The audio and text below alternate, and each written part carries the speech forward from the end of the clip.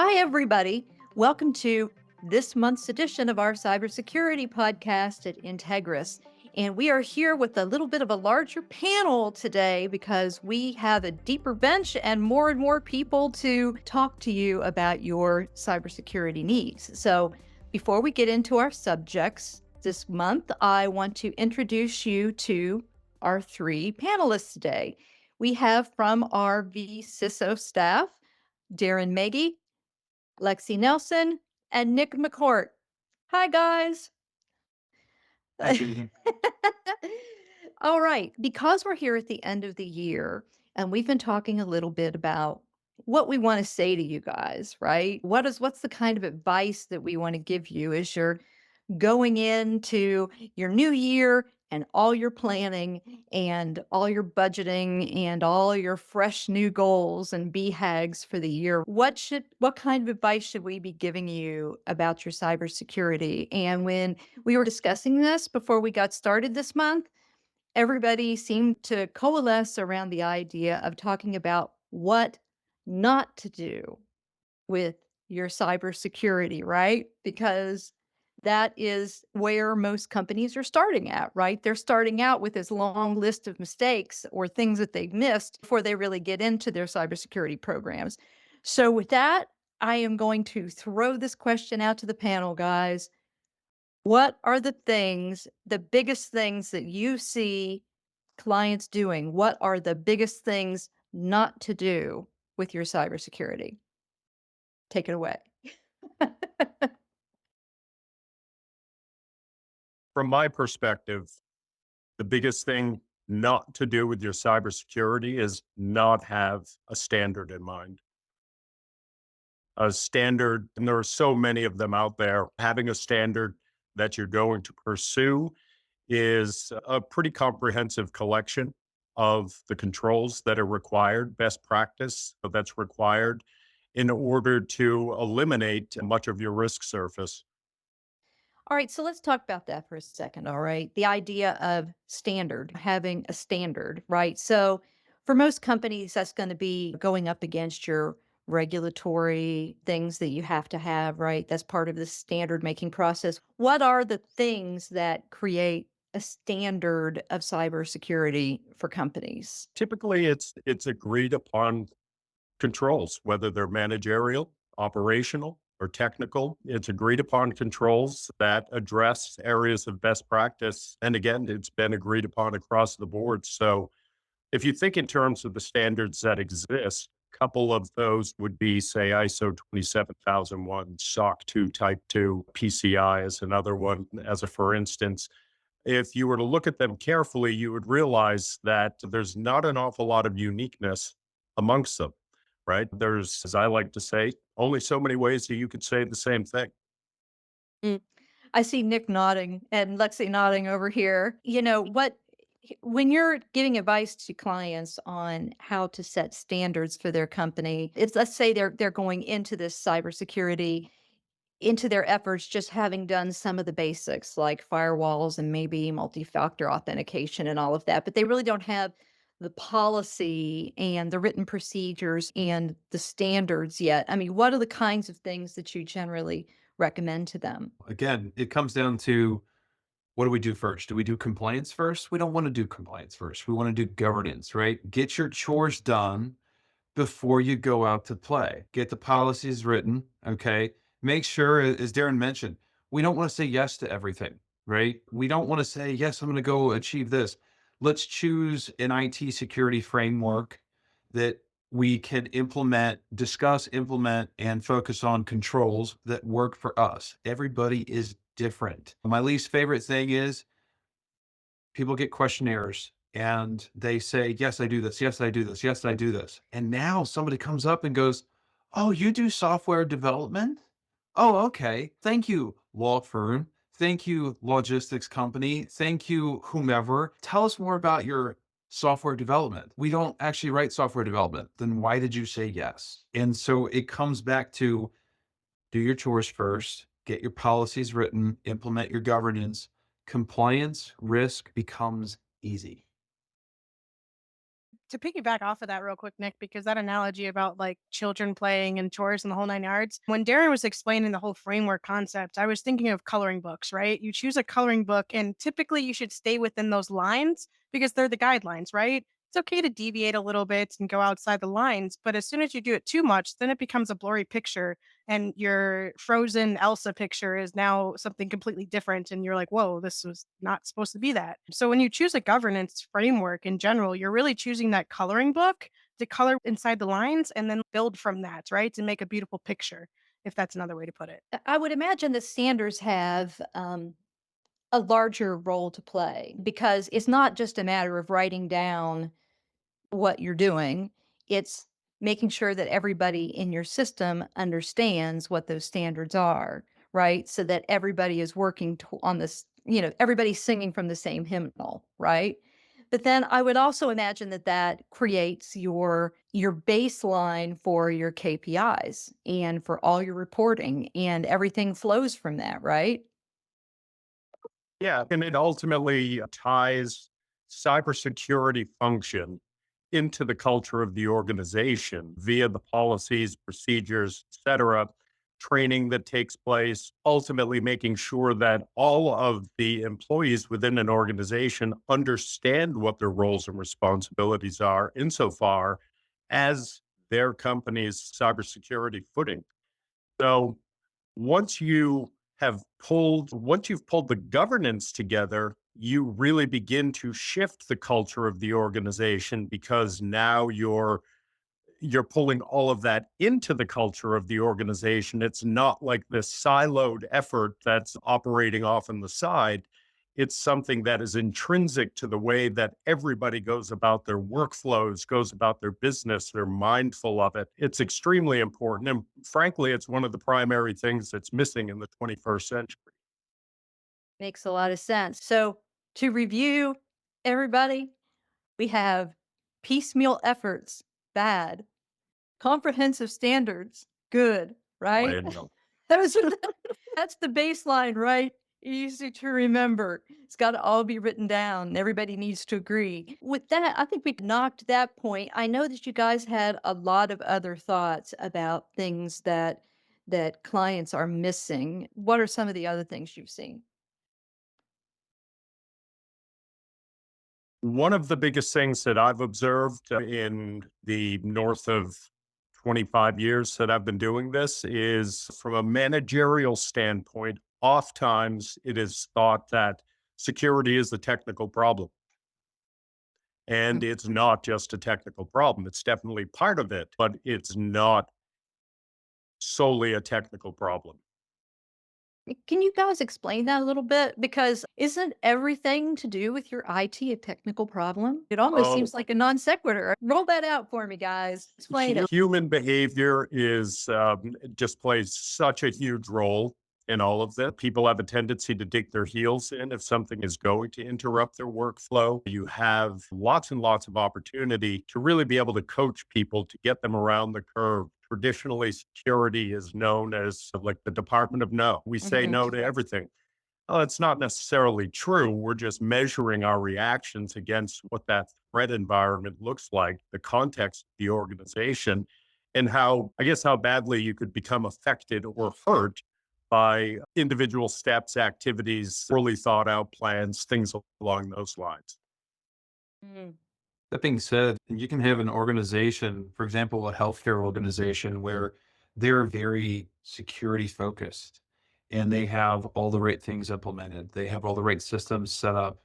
In the meantime, maybe the CEO, the CFO, maybe a few members of the executive management team, they do not want to be held to that standard because, well, they are running the organization. They are taking care of business.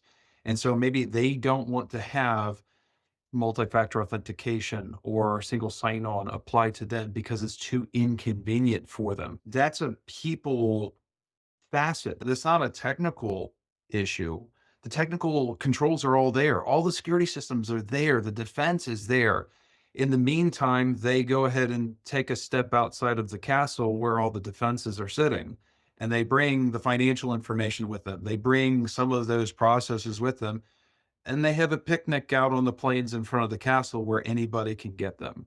And that's the kind of thing that we see all the time. That's really where it becomes people as the focus for security. So, what do you think about that, Lexi? We're looking at man in the middle attacks. We're looking at unsecured remote bring your own device policies, not having good bring your own device policies. I mean, there's a lot of different ways that your people can thwart that whole process, right? If they're not really believing in it as a cultural issue. Absolutely. When Nick said inconvenience, the first thing that came to mind was honestly that there's a reason why convenience comes first in the dictionary after security or before security. As bad as that sounds, it's the truth, right? They're not meant to be a complement of each other, unfortunately. Convenience is there just for the ease of use for the user, but security doesn't think about the convenience. What the security thinks about is, are we actually securing everything and is everybody safe in a manner when they're doing their business operations as it relates to technology? And so if users get past that point of, okay, I have to do 2 clicks opposed to one, then they'll actually understand that there's a reason why we're doing it. It's not that we're trying to make their life worse and now they have to spend an extra 5 minutes to even log into their email per se. It's there's the issue with the attacks, right? Man in the middle, somebody who's going to try to social engineer. You're just as strong as your weakest link, unfortunately. And so, if you have one person who might be a little arrogant or have a large ego and says, I don't want to follow this, that could be the one gaping hole that leads to something detrimental for the organization. And that just leads us right in to a whole nother line of discussion that we could have around this. And actually, I do want to point out that Nick and I did a podcast a little while back on social engineering that I got to say I was shook. After that interview, you think, here I am working in an IT company, marinating in our messages all day long. And there were so many things that he told me that I had no idea were even possible, social engineering hacks. And it's frightening out there. It's a scary landscape because they're coming up with new things all the time. One of the things that we use to put in front of our clients a lot of times is the idea of getting true security awareness training and effective penetration testing. Could you guys talk a little bit about how you can use that to create a new cultural norm at your company? I think I can start here. So, just from my own personal experience in the years that I've been in security, when you explain to a user, at least on the security awareness training piece, let's say phishing campaigns and whatnot, when you explain to the user that it's not there for them to get tested so we can turn around as a security group and haze them, then they'll be like, oh, this is for my own benefit, right? Now I can actually identify it. I've seen plenty of users when they first start with the security awareness training where they freak out and they're like, oh my God, the security team is going to block my account and I won't be able to do anything anymore. The irrational fears come out. And then eventually we are like, well, hang on, we just want to work with you. We want to make sure you understand the component and the piece of it that if you just don't become a happy clicker and click on everything, or you don't supply your credentials to everything under the sun, you'll actually be in a better spot. You do the same thing when you're investing in a new product or you're trying to buy something at the grocery store. You identify what vegetables you want. It's the same thing in your email now, right? You want to identify what are the good vegetables and what are the bad vegetables. Vegetables. Okay, this is a new one, y'all. We've had so many analogies. If you've been listening to our podcast for very long, it is like analogy central here. Vegetables, that's a new one. New one, Lexi. You getting it? Okay, what's your feeling on it, Darren? Are there things that companies should be looking for when they're putting together these training programs and communications programs around cybersecurity? I know some of these training systems are a lot better than others. Yeah. And really, the amount of time that's invested in the training isn't nearly as important as the quality of the content. I'm a big fan of 3 to 5 minute modules that are Mhm. rolled out on a monthly cadence.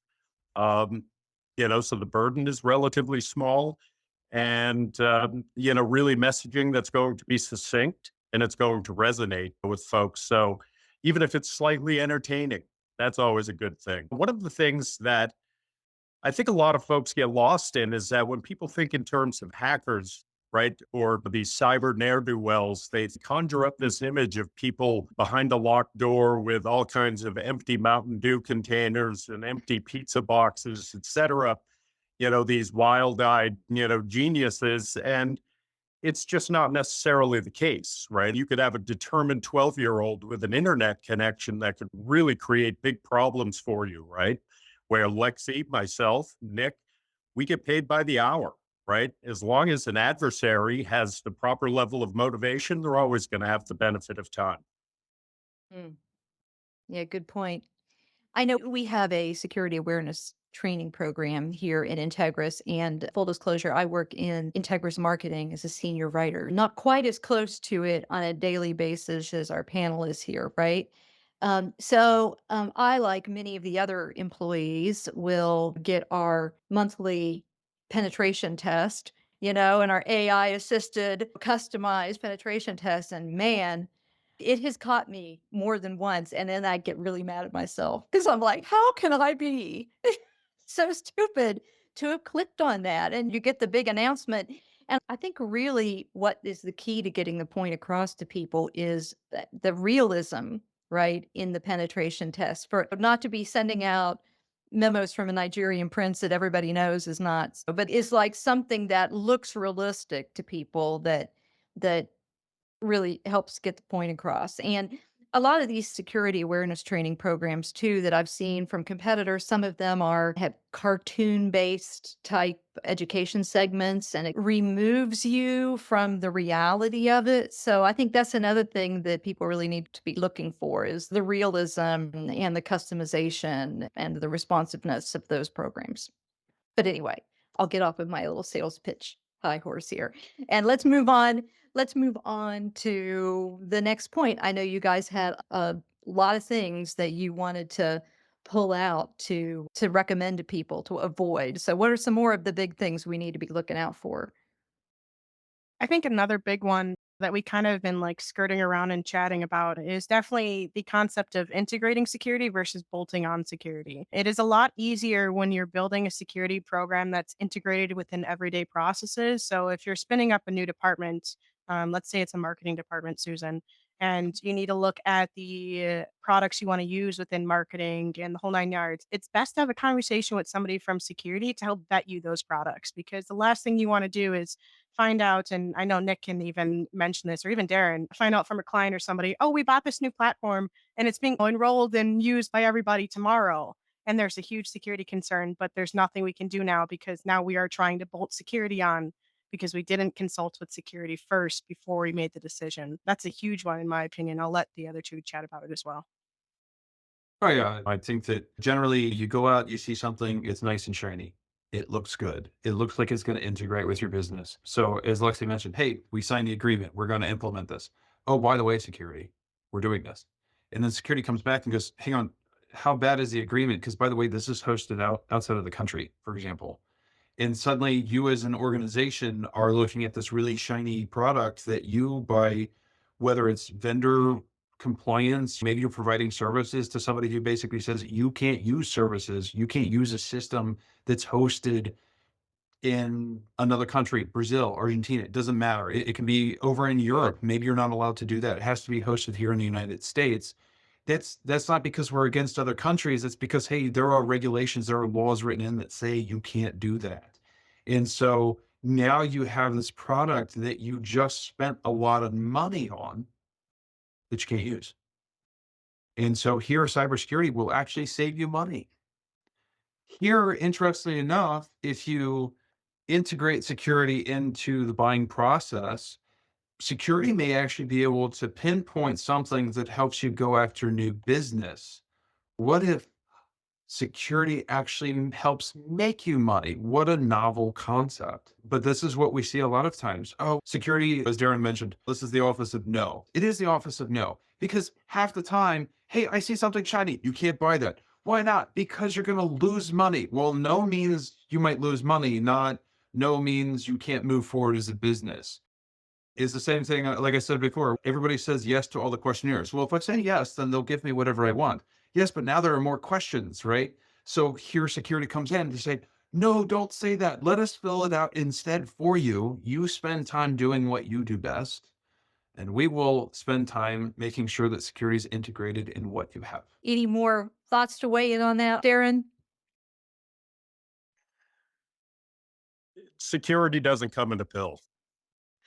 right? So it's not going to be this instant gratification. I'm going to add a product and that product is going to cover 90% of my risk surface. It just doesn't work that way. There's only one way to go about it. In reality, it's the same way you go about governing the rest of your business, right? And you apply those same principles. Technology is going to come into play here and there, of course, but what we're all seeking to do is create that balance, right? That balance of spend, right? So an organization isn't overspending on security. There's a very common term that we like to use in the security world called defense in depth. From a consumer standpoint, they probably look at it more as expense in depth, right? And our job is to really keep that whole approach balanced. So that way they're getting the managerial operational controls. They're not overspending on protecting something. A good example would be if you have a risk and the countermeasure to that risk is going to cost more than the valuation of the asset, that doesn't make any sense, right? It's like putting a $50 lock on a $20 bicycle, right? So there are lots of decisions that need to be made in order to make sure that we have this balanced spend, that everything is reasonable, and that we can then turn and we can articulate this in terms that the business can understand. Because again, going back to what I mentioned earlier, in terms of getting the business, the boards, the executives, managers, C-suite, et cetera, to connect to the problem, we have to be able to articulate what we're doing in terms that the business can understand. So let's talk about that for a second, right? So, we're talking about the difference between creating a comprehensive cybersecurity plan and just coming in and sticking tools on top of things that you already have, right? If you're going to be doing this right, if you've got, say, a company that we've not worked with before that has done things piecemeal in the past and wants to really make a change and start from scratch and really get in there and do their planning and create a holistic plan for their cybersecurity, what does that process look like? What does it cost? How long does it take? I mean, should you be leaving 3 months to do that, 3 weeks? What does it take to put something like that together? Nick is nodding his head. He's like, "Why did you have to ask that?" Yeah. But there's so many different factors, right? But at the end of the Mhm. day, implementing cybersecurity, implementing proper security posturing in an organization, it is a continuous process. However, when we go buy a car, it depends on the quality of the car. But even if you buy a brand new car and you get into that car to drive away, you have to adjust the rearview mirror. You have to adjust the seat. You have to make sure there's gas in there. Did they actually do an oil change recently? Maybe we need to replace the upholstery. There are all these different things. So if you have an organization that has numerous security systems in place, maybe we're just tweaking the side view mirror. Maybe we're actually making some adjustments so that you're driving safely.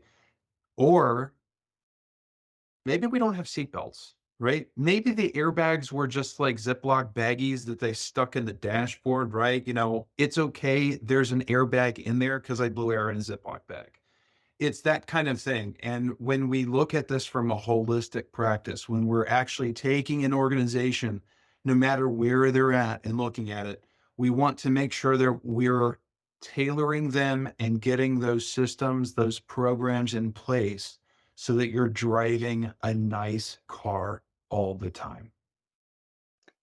So the initial process, though, of doing that, the amount of time that takes to do for an organization to do the proper planning and implementation and kind of it depends on where they're at, their size, their usage needs, the number of tools they need, the number of regulations they have. Am I on the right track here? Oh yeah, how many Yeah. Ziploc bags they have? Yeah, yeah.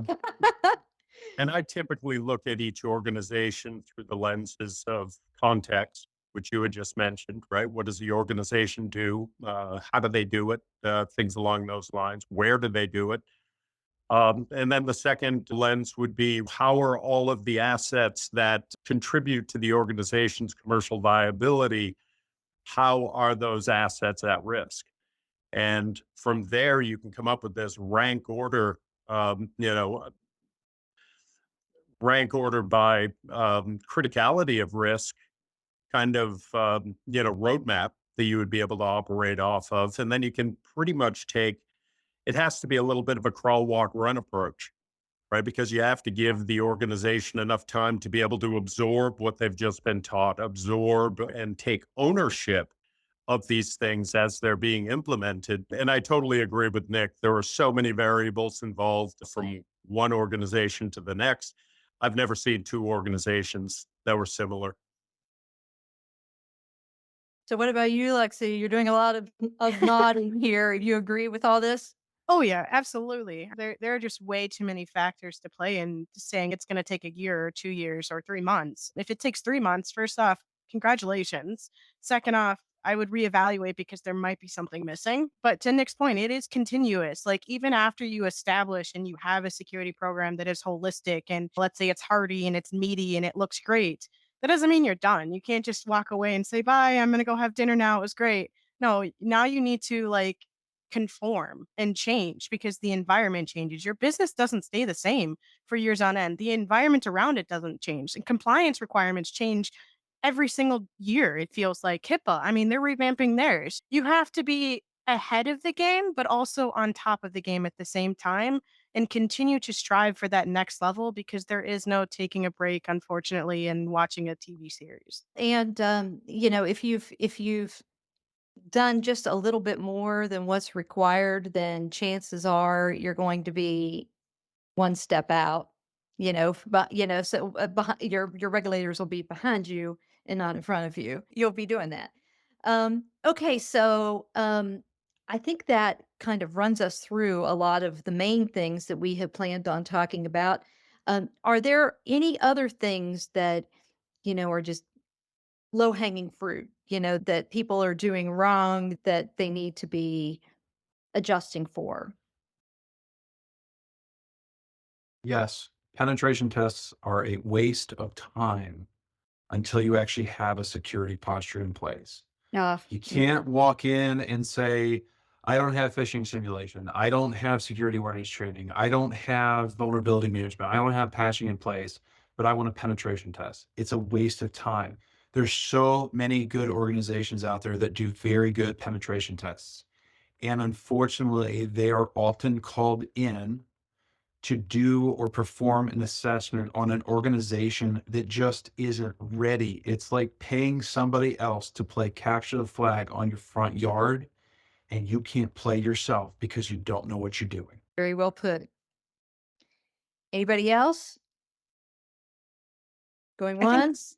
real quick, I think to add to that penetration test as well, I think a lot of people also need to understand that just because you, let's say that you are mature enough and you do get a penetration test, that doesn't mean you're done either. I've seen a lot of instances where somebody's like, I have a penetration test report. I'm good to go. I don't need to worry about anything else. And it's no, there's work to be done now, right? If there's things that were found on the report, then you're going to have to remediate those. If there's room for improvement still, you're going to have to move forward from that. You can't say that's the golden ticket into saying I'm complete and I don't have to worry about anything else.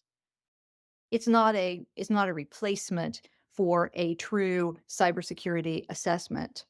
It is just a set of scores. It's not giving you any guidance. Exactly. And I guess my parting shot would be for any organization that is out there that is currently struggling with the assembly and implementation of their security program. Best advice is start small, but start immediately. An organization should know that a small, determined team can literally be unstoppable in terms of evangelizing the implementation or the proper implementation of a security program. And then back to Lexie's point, if you don't maintain the program once it's in place, it is going to slowly lose its purpose over time, right? So the analogy that I've always used is that security is not like pounding a nail in; it's more like turning a screw, right? It's a continuum.